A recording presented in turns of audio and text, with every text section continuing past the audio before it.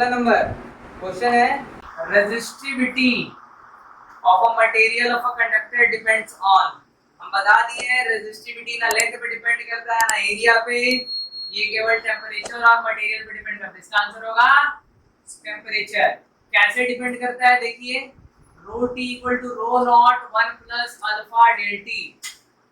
Alpha is thermal coefficient of resistance या resistivity, delta T is change in temperature, rho T जो हो गया resistivity at temperature T, rho naught हो गया resistivity eight given temperature, ये हो गया।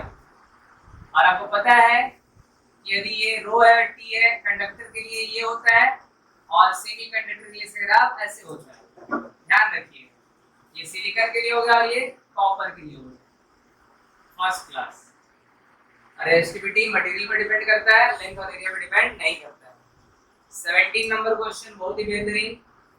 If n cells each of EMF E internal relations are connected in parallel, then total EMF and internal relation देखिए, in parallel combination of cell, parallel combinations of cells, parallel combination of cells, EMF constant रहता है। EMF क्या रहता है? constant, लेकिन resistance घट जाता है। रेजिस्टेंस क्या हो जाता है? रेजिस्टेंस हो जाता है R by N। ठीक है, और यही सवाल यदि पूछेगा सीरीज कॉम्बिनेशन के लिए, क्या के लिए? In series. यहाँ तो पैरेलल पूछा तो सीरीज भी पूछ सकता है। सीरीज पूछेगा तो ईएमएफ जो होगा एनी हो जाएगा, इक्विवेलेंट ईएमएफ हो जाएगा एनी, और रेजिस्टेंस भी हो जाएगा एनई एनआर, क्योंकि सीरीज में रेजिस्टेंस बढ़ता है। ठीक है, सीरीज में रेजिस्टेंस बढ़ता है। देखिए पैरेलल कॉम्बिनेशन पूछा है तो ईएमएफ कांस्टेंट, इक्विवेलेंट रेजिस्टेंस हो जाएगा आर बाई एन, सीरीज में ईएमएफ होगा एनी और इक्विवेलेंट रेजिस्टेंस होगा एनआर। दोनों केस बता दिए हम आपको। 18 नंबर क्वेश्चन देखिए, resistivity of alloy manganese is. देखिए अलॉय का जो रेजिस्टिविटी होता है लगभग टेम्परेचर पे डिपेंड नहीं करता है, nearly independent of temperature. alloy nearly independent of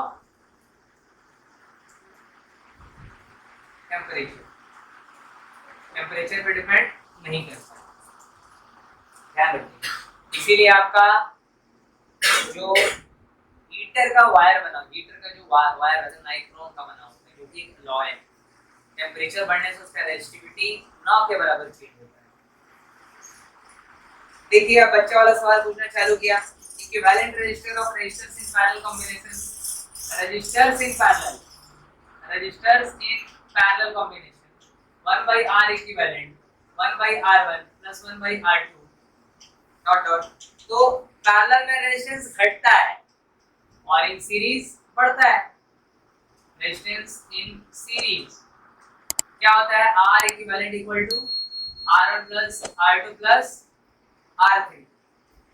तो equivalent resistance of resistors in parallel, parallel में रेजिस्टेंस घटता है। 19 का आंसर हो जाएगा डिक्रीजेस, और यदि क्वेश्चन में सीरीज रहता तो इंक्रीजेस होता है। ठीक है, हम दोनों इससे बता रहे हैं।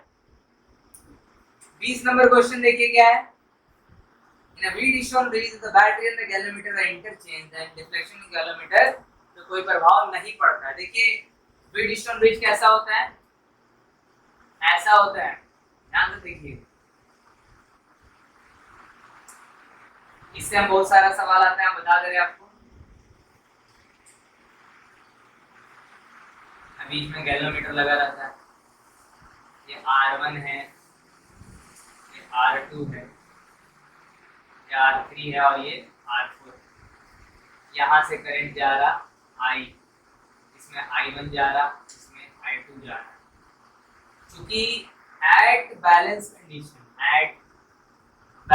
कंडीशन जिसको नल पॉइंट बोलते हैं, गैल्वेनोमीटर में करंट नहीं जाता है, इसमें कोई करंट नहीं जाता। तो ये जो I1 जाता है, यहाँ से I1 दो भाग में बढ़ना चाहिए था, एक इधर एक इधर, लेकिन बैलेंस कंडीशन में गैल्वेनोमीटर कोई करंट नहीं जाता, तो वही I1 करंट इधर चल जाता है।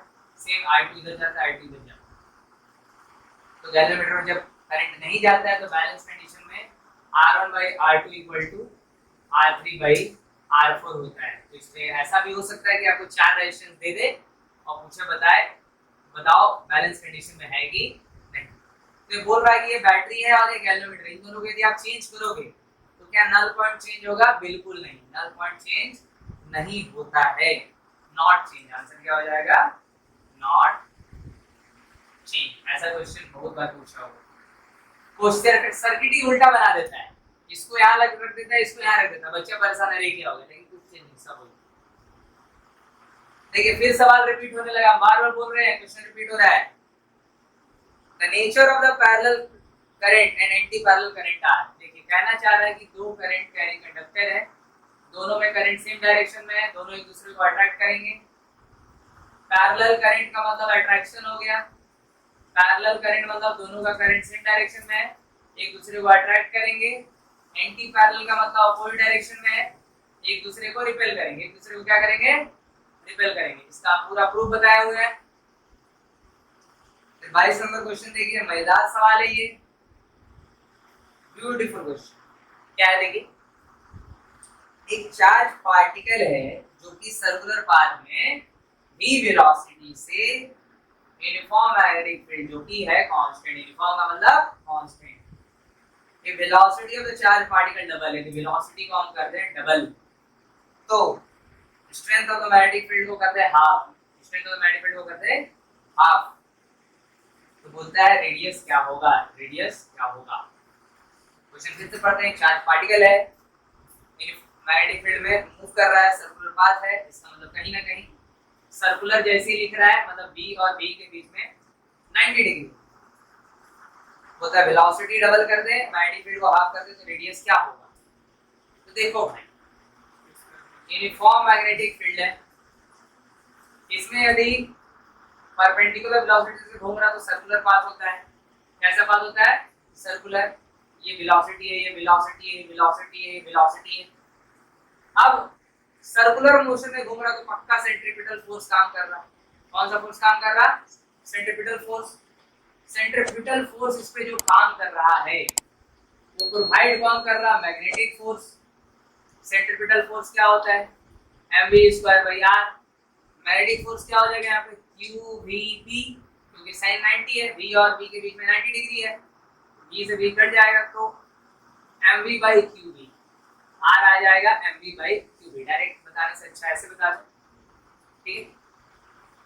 तो r का पूछ रहा है, जब v को आप डबल कर दो और मैग्नेटिक फील्ड को हाफ कर दो। देखिए चार्ज पार्टिकल का मास के साथ कोई छेड़छाड़ नहीं किया गया है और चार्ज के साथ भी कोई छेड़छाड़ नहीं किया गया, बस बोला है r का v और v पे क्या असर। देखिए v को यदि हम डबल कर दें और मैग्नेटिक फील्ड को हाफ कर दें, v/2, इसको आप ऐसे लिख सकते हैं 2v, v ऊपर में 2 चल जाएगा तो ऊपर में आ जाएगा 4v/v, इसको r डैश लिख लेते हैं यार, तो क्या आ जाएगा? 4r हो जाएगा। r डैश इक्वल टू क्या हो जाएगा? 4r हो जाएगा, मतलब कि कहीं ना कहीं रेडियस 4 गुना बढ़ जाएगा। क्लियर बात? ऐसा सवाल आपको आएगा नहीं। अब है 23 नंबर, मैग्नेटिक फ्लक्स का एसआई यूनिट क्या होता है? मैग्नेटिक फ्लक्स का फॉर्मूला जैसे कि इलेक्ट्रिक फ्लक्स का फॉर्मूला होता है E.ds, उसी तरीके से मैग्नेटिक फ्लक्स का फॉर्मूला होता है E की जगह B आता है, ds की जगह आता है dA या A लिख सकते। तो मैग्नेटिक फील्ड का होता है टेस्ला, एरिया का होता है meter square. Tesla meter square को हम लोग वेबर भी लिखते हैं, क्या लिखते हैं? वेबर। तो इसका 2 यूनिट हो गया, टेस्ला मीटर स्क्वायर और वेबर। 24 नंबर, साइक्लोट्रॉन। साइक्लोट्रॉन एक डिवाइस है जो कि पॉजिटिव चार्ज पार्टिकल को एक्सेलरेट करता है। किसको? पॉजिटिवली चार्ज पार्टिकल को एक्सेलरेट करता है। तो लिखा है cyclotron is used to accelerate, that is positive ion. किसको एक्सेलरेट करेगा? पॉजिटिव आयंस को एक्सेलरेट करेगा, पॉजिटिव आयंस को एक्सेलरेट करेगा, इलेक्ट्रॉन को एक्सेलरेट नहीं करेगा, न्यूट्रॉन पे कोई प्रभाव नहीं पड़ेगा। अब 25 नंबर क्वेश्चन देखिए, सारा फार्मूला का खेल है बाबू, फार्मूला, डायग्राम, न्यूमेरिकल, सारा थ्योरी, सब चीज, कॉन्सेप्ट सब समझ में आ जाएगा। 25 नंबर क्वेश्चन है, magnetic field at the centre of a current carrying circular loop of radius r। तो आपको फॉर्मूला पता होगा, magnetic field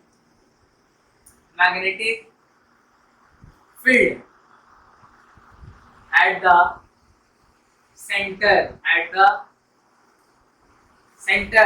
of a current carrying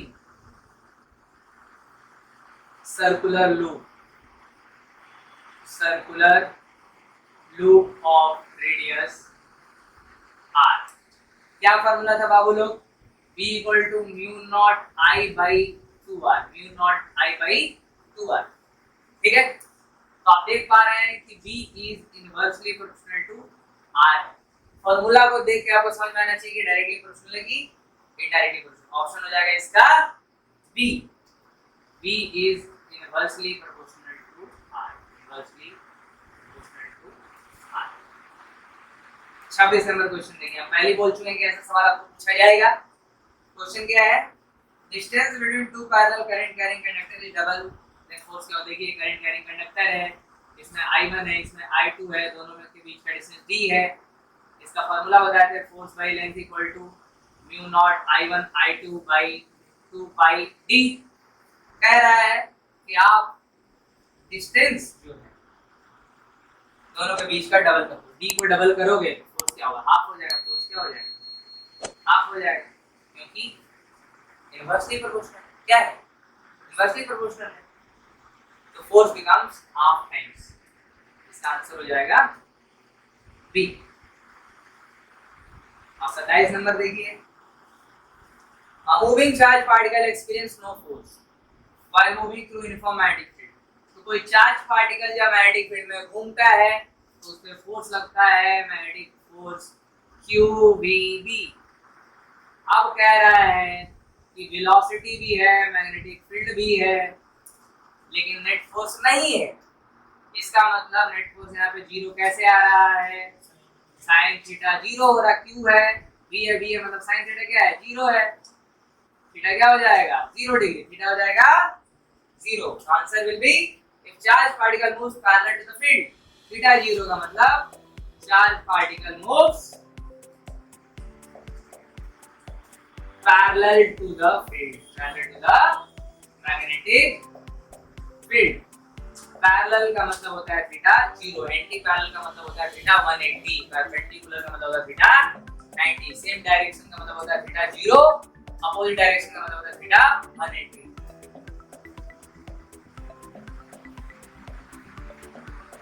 अब the earth behaves as a magnet with magnetic point north south ही होता है ना यार।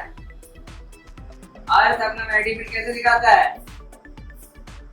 Earth behaves as a magnet with magnetic field pointing approximately from the geographic north south। इसका आप लोग screenshot ले लीजिए, इसके आगे हम लोग क्वेश्चन करते हैं। ठीक है।